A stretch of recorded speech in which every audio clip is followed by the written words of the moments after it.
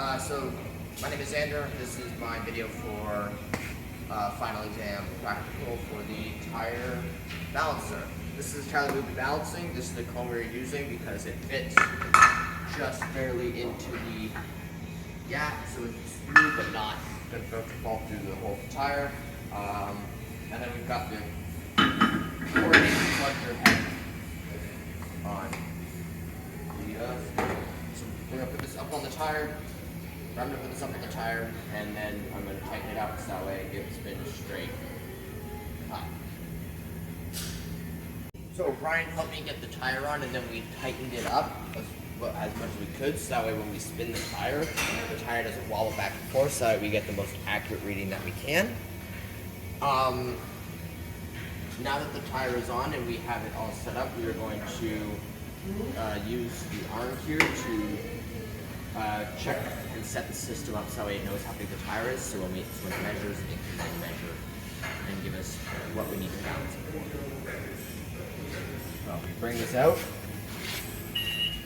up until you then touch, and then you see it gives us a measurement, and then we're just going to bring it back, put it down. I don't know what it did, because that ain't right.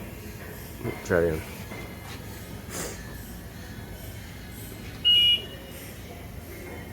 Escaping. There we go. Stick on.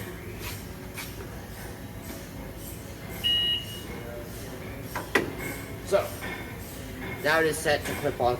So as you can see, the yellow points indicate that we need to be attaching weights to either side. It's given us the dimensions of the tire.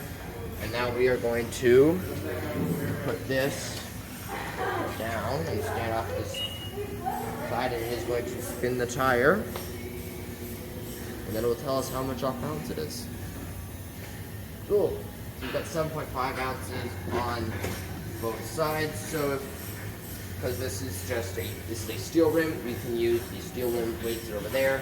If this was a aluminum rim car, then we would need to find the specific weights in this selection here, using the charts based on the model and the make of the car. But we're able to just use the weights. So unfortunately, we do not have anything that weighs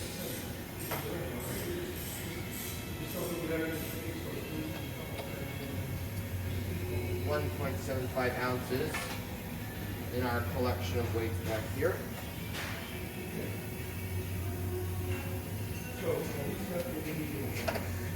So we are going to grab two that are 1 ounce and two that are 0.75 ounces. So that way we can then get our equivalent weight. So we can start with either side, but you want to rotate it so that way it then reads green.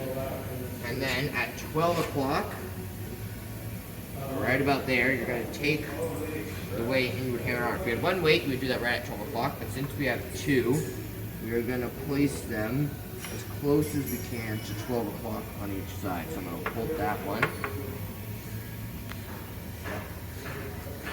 And I'm going to then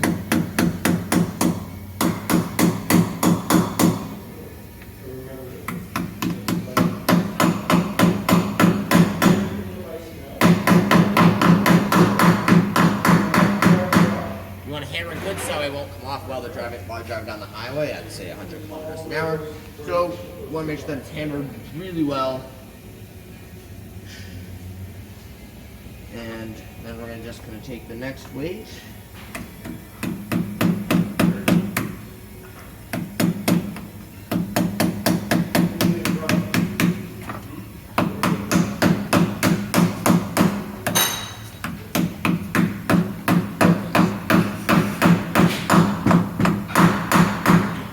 Now that both weights are hammered on, we can check that they are at 12 there.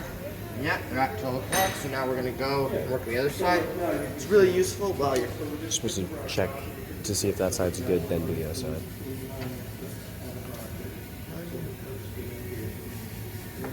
So now we're going to check the weight to make sure that it is set and you don't have to do any more adjustments, and then we will do the other side.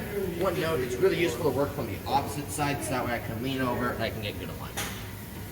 Alrighty, put it back down. And if we did everything right, it should say 0, which it does. So now we are going to rotate it so that way this side now says green. Now that it says green, we'll be able to do this side. We're going to do the exact same process, lining both weights up at right around 12 o'clock, as close as that would get as close to 12 o'clock as we can.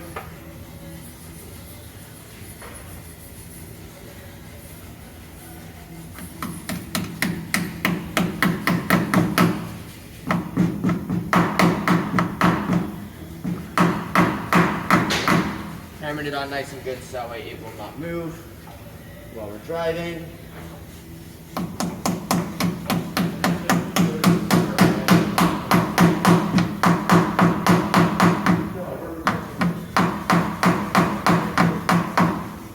Yep, and now that both those weights are on, we will put down the lid again and check the weights at both at 0.